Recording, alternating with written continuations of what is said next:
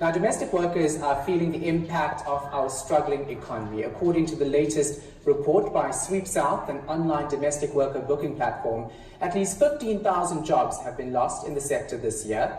This as households cut costs. Piladi Situsa now joins us from our Cape Town studio with more on this. Piladi, thousands of jobs have been lost in the first quarter. Why?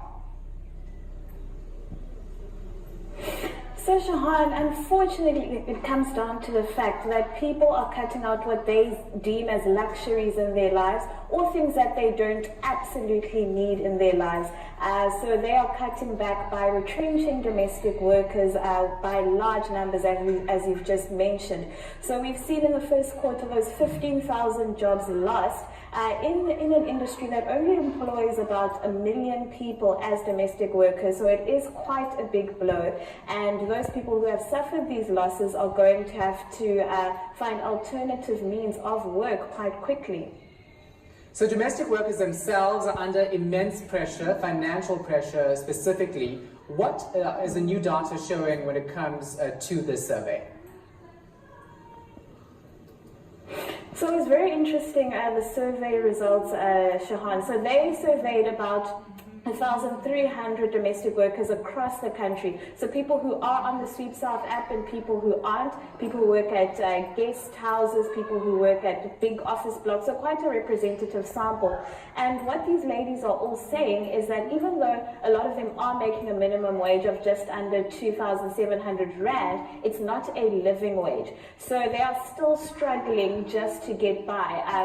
A lot of the biggest chunk of the cost goes towards transport, school fees and rent, and just those three alone is already puts them at about 3,500 Rand. So a lot of them are already dealing with a negative balance by the end of the month and have to find maybe alternative work or pick up extra hours just to make up that gap. And unfortunately others have to turn to things like debt, looking to loans to make up that gap.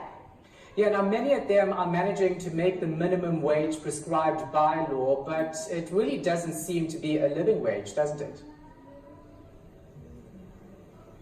Definitely, and that's one of the things that was mentioned to us by Aisha Pandor from SweepSouth.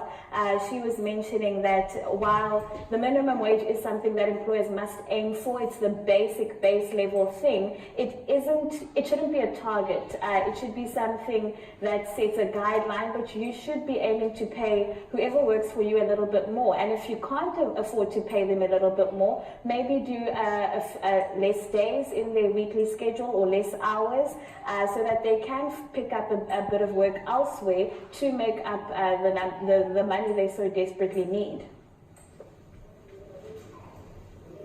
So South Africa has a sexual determination which deals with domestic workers in particular. So it's a carve-out of the law that deals with domestic workers specifically, and it sets a minimum wage at 2,700 Rand per month, which I think is incredible also when you consider the expenses and the number of dependents that many domestic workers have. So on average, 3 dependents in addition to themselves, and having to cater for that many people in many cases as a primary breadwinner.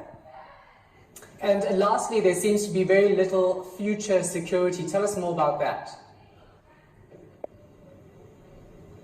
So Shahan, what also came out in their survey is that a lot of domestic workers aren't registered under UIF, even though it is a basic requirement now. A lot of employees not fulfilling that. A lot of them aren't on a pension fund, don't have the capacity to actually save, so they reach the end of their working life with nothing to look forward to, which is why you see a lot of older domestic workers working well into their 70s and 80s, struggling to work just because they actually have to do it for their survival. So SweepSouth, for instance, has introduced mechanisms for people who work on their platform to make sure that they are saving, that they do have a life or disability insurance. So they are doing those small things to create awareness and make sure that the people that work with them are covered in some way. All right, thanks for that. Appreciate it. Piladi Situsa is in Cape Town. Now, online